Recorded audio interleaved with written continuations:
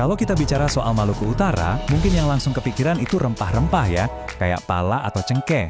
Tapi, tahu nggak sih, di sana ada harta karun lain yang jauh lebih berharga, yaitu bahasanya.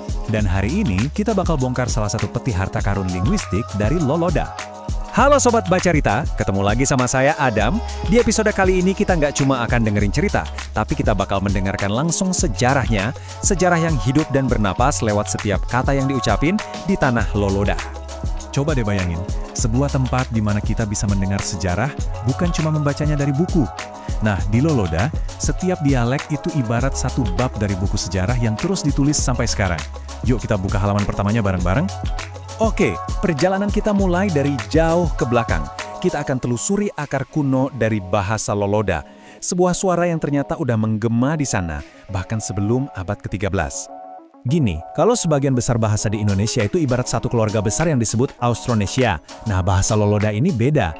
Dia datang dari keluarga lain, yaitu rumpun non-Austronesia. Ini bikin dia jadi semacam sepupu jauhnya bahasa-bahasa di Halmahera Utara dan bahkan Papua. Beda sendiri, dan justru itu yang bikin dia super unik dan penting banget. Penasaran seberapa tua bahasa ini? Jauh sebelum ada istana kerajaan yang berdiri di abad ke-13, orang-orang di komunitas Swabakun, Laba, dan Kedi itu udah ngobrol pakai cikal bakal bahasa Loloda. Wow, kebayang nggak sih? Bahasanya ternyata lebih tua daripada kerajaannya sendiri. Nah, dari satu akar bahasa tadi, tumbuhlah 4 cabang dialek utama. Ada dialek Bakun, ini yang paling banyak penggunanya. Terus ada dialek Laba, yang khas banget di desa Laba besar dan kecil.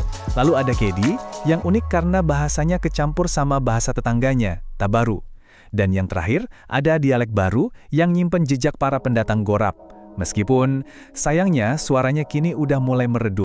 Tentu aja, gak ada bahasa yang hidup sendirian.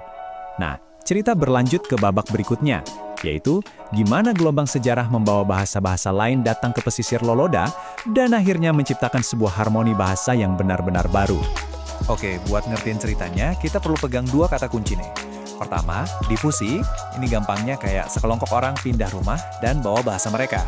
Kedua, akulturasi. Ini ibarat 2 tetangga yang sering pinjam-pinjaman bumbu dapur, tapi resep masakan andalan masing-masing tetap ada. Nah, 2 proses inilah yang terjadi di Loloda. Gelombang pengaruh ini datangnya nggak barengan. Jadi pertama, di abad ke-16, bahasa Galela masuk lewat jalur perdagangan di perbatasan.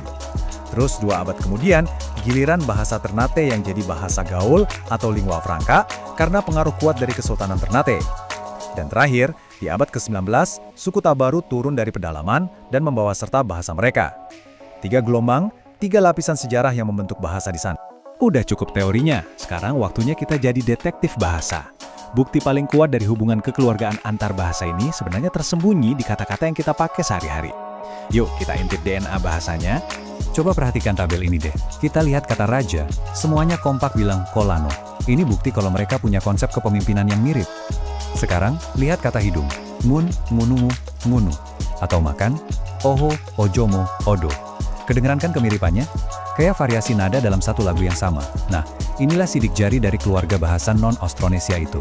Setelah kita telusuri akarnya, lihat bukti-buktinya, kita sampai di pertanyaan paling penting. Terus, kenapa? Kenapa kerumitan dan keindahan bahasa ini harus kita pedulikan? Dan yang lebih penting lagi, kenapa harus kita jaga? Jawabannya, karena ini semua bukan cuma soal tumpukan kata.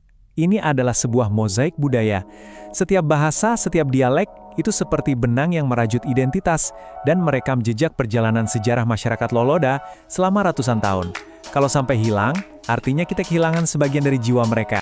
Dan ini bukan cuma pendapat saya loh, para ahli bahkan menyebutnya sebagai warisan budaya tak benda atau WBTB. Ini adalah pengakuan resmi kalau bahasa Loloda itu sama berharganya dengan candi atau pusaka. Jadi ada urgensi di sini, karena warisan ini bisa hilang selamanya kalau kita nggak melakukan apa-apa. Cerita dari Loloda ini sebenarnya kayak cermin buat kita semua. Bisa jadi di kota kamu, di desa kakek nenekmu, ada bahasa Loloda lain yang juga terancam hilang. Jadi pertanyaannya sekarang bukan lagi cuma soal Loloda, tapi soal kita. Apa yang bisa kita lakuin buat mastiin melodi budaya ini tetap bisa didengar oleh generasi setelah kita? Terima kasih banyak udah nemenin saya, Adam, dalam perjalanan ke Loloda hari ini. Semoga cerita ini bisa menginspirasi kita semua buat jadi penjaga warisan budaya kita masing-masing. Kalau kalian suka cerita-cerita kayak gini, jangan lupa subscribe channel MR Adam Bacarita, biar kita bisa terus menjelajahi kekayaan Nusantara bareng-bareng. Sampai jumpa!